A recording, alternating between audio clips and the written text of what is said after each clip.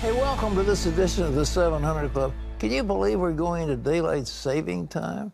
It's supposed to be spring. The flowers are coming out. And in the upper East Coast, there's this awful storm. I don't know, what is it, a thunder boom or something? Some areas have gotten more than 2 feet of snow. And the nor'easter also has brought, well, terrible things going on. They got thunder and lightning in the middle of a snowstorm. Who ever heard of such thing? You know, I had never heard of that either, but it did happen in our area not too long ago as well, when we had one of those snowstorms come through. The storm left hundreds of thousands of homes without power, and thousands of flights have been canceled or delayed again. Gary Lane has the story. Another nor'easter, the second in less than a week. This time it was no bomb cyclone, but it caused thundersnow. Thunder, lightning, and heavy snowfall as it worked its way up the East Coast.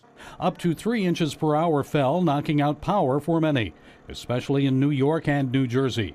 Some people were still without heat and electricity because of last week's storm. Folks are frustrated, and count me among them. We got to do a postmortem and figure out how we can still have 20-odd thousand outages, and then, of course, have this hit us. In New Rochelle, New York, some people are more than frustrated because they've been without electricity for 5 days.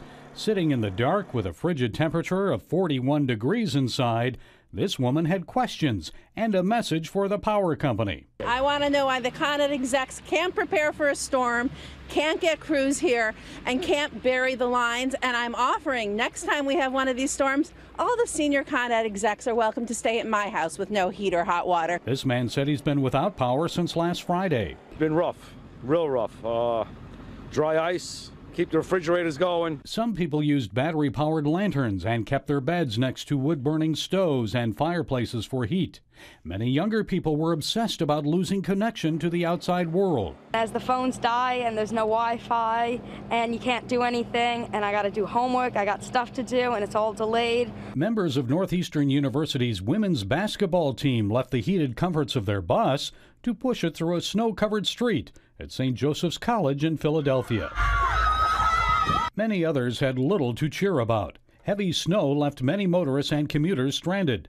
The Port Authority suspended New Jersey bus services, and trains were canceled or delayed. I've never seen like this before, so I have no idea what to do. Newark Airport was shut down for over an hour, and nearly 3,000 airline flights were canceled. 1,700 others delayed nationwide because of the storm. Despite all the headaches and hardships, some in Philadelphia had a brighter outlook, making the best of it, enjoying another day off from work or school. Kind of day where you just want to stay home and binge Netflix and do nothing. I love making snowmen and like playing in the snow. Gary Lane, CBN News. Who would have thought? Well, it's obvious, yeah, and we don't like having our lives interrupted. No, but you know, the groundhog said this was going to happen, so we should have been forewarned. Gotta listen to that groundhog. What did these Farmer's Almanac? They usually right. They are usually right. Yeah. Okay. Well, somebody's been right, but my goodness gracious! In other news, it looks like the White House may share some key countries or spare some key countries the impact of the president's new tariffs. You know, is he serious or is this a bluff? If Ephraim Graham has that. Pat, the White House says Mexico, Canada, and other countries could be exempt from the tariffs.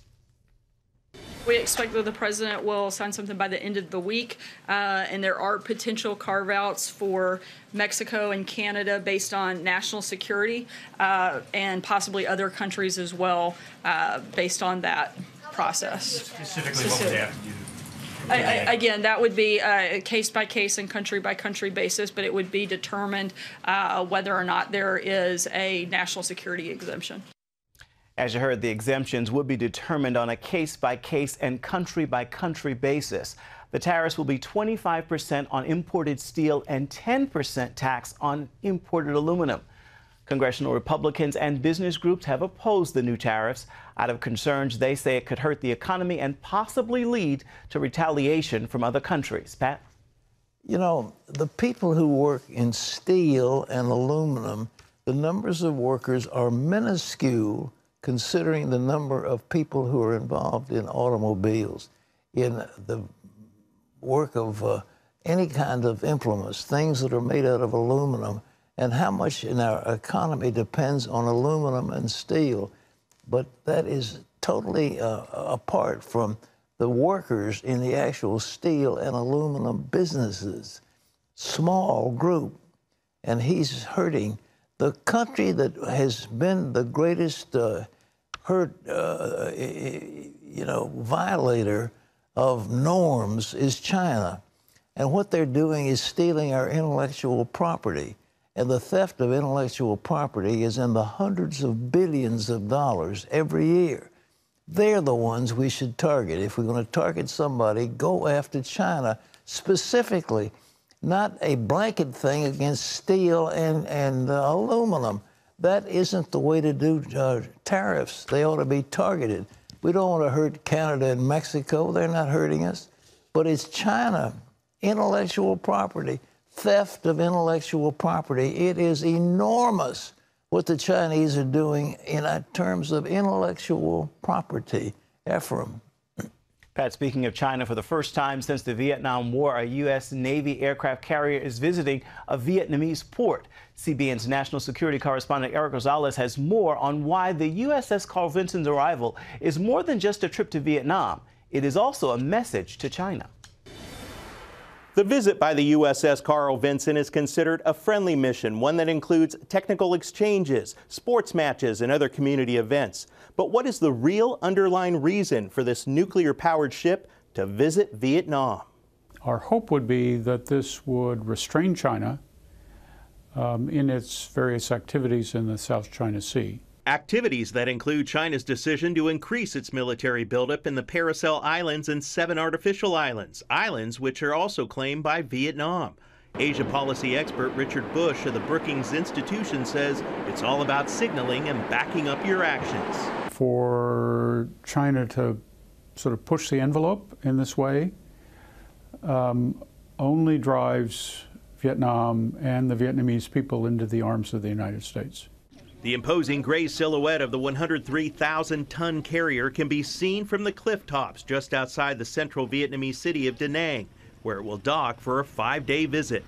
In a statement to CBN News, the U.S. ambassador to Vietnam said, "The visit marks an enormously significant milestone in our bilateral relations and demonstrates U.S. support for a strong, prosperous, and independent Vietnam." President Donald Trump called the visit a chance to grow regional security and defense relations between the two countries. But one political analyst in China claims Vietnam is simply using the U.S. for protection. It seems that Vietnam does not intend to become an ally of the United States.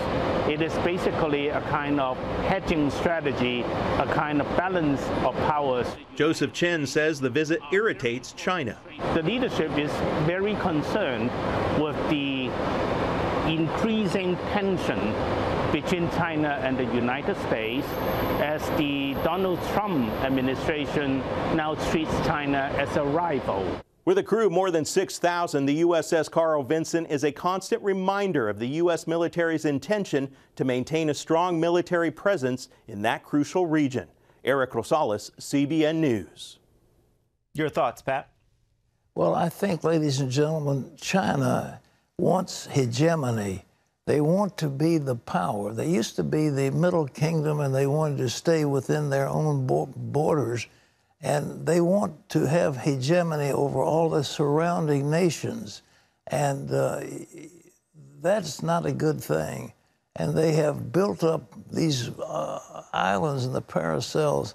It's just ridiculous. And yet nobody is big enough to challenge them. Vietnam can't challenge them, and the Philippines can, but the United States can.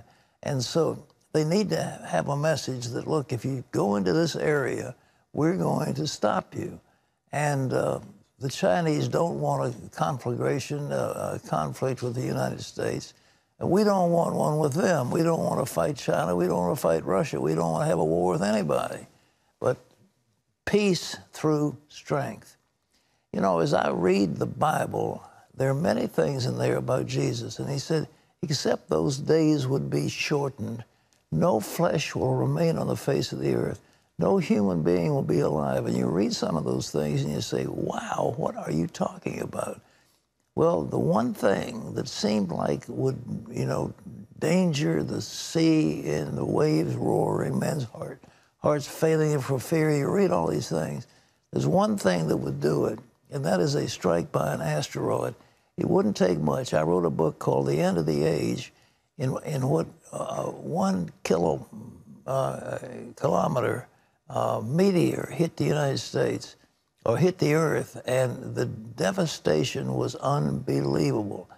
Well, we're looking at those asteroids, and another asteroid has flown by, and that looks to me, if there was one thing that could fulfill the words of Jesus, it is a strike by an asteroid on planet Earth. Ephraim. Pat, another asteroid has flown by Earth. This one has been described as bigger than the Empire State Building or the size of a sports stadium. It passed yesterday about 900,000 miles away, so it wasn't a threat to Earth. But government scientists have come up with a plan to protect the Earth in case an asteroid does come our way on a collision course. BuzzFeed News reports the scientists have designed a spacecraft to strike a big asteroid with a nuclear explosion. One expert told the website the plan shows smart people are taking the threat seriously and thinking carefully about what could be done. But BuzzFeed also points out there's no guarantee the spacecraft will ever actually get built. Pat? Well, in my book, the president commits suicide because he vetoed the bill that would have done something to protect Earth from such a collision. But anyhow, we hope these people will get with it. There have been some movies out about somebody that went on board one of these things and placed a nuclear explosion on it. But this is real. If one of these things, mine was 1 kilometer, 0.6 of a mile. If one of these things comes down, they can be, well, they talk about impactors that literally will destroy life. Yeah. And it's felt that that's what killed the dinosaurs. You wonder, 200 or 300 million years ago, what killed the dinosaurs? Well, it was probably a strike by some kind of an asteroid that wiped out those creatures on Earth. So we don't want to get wiped out if we can help it. Well, is it safe to say that astronomers would have seen yesterday's asteroid on its path toward us, and we don't hear about it until today? Well, Terry, it's never time. If one of them is coming, it'll come so fast. There is no way you can react that fast. No place to hide. And once it hits, I mean, it's the end of the age, and it could extinguish life. There was one that it struck in the Yucatan, down in the Gulf of Mexico, and it's thought that's probably the one that did the job with the dinosaurs. You have these huge holes on Earth. We've been bombarded over the centuries, over the millennia, with strikes from outer space. The atmosphere is filled with all kinds of space rocks. They're just old rocks, big old empty rocks running around. And we have a Jupiter out there that is so big it'll attract most of these things and pull them away from us. But if one of them gets through, it could easily get sucked in by our gravity field. It's one of those things that we really ought to deal with if we can. But you're right. What if you can't see it? Once it's coming, it's too late to act. Yeah. It's too late. All right.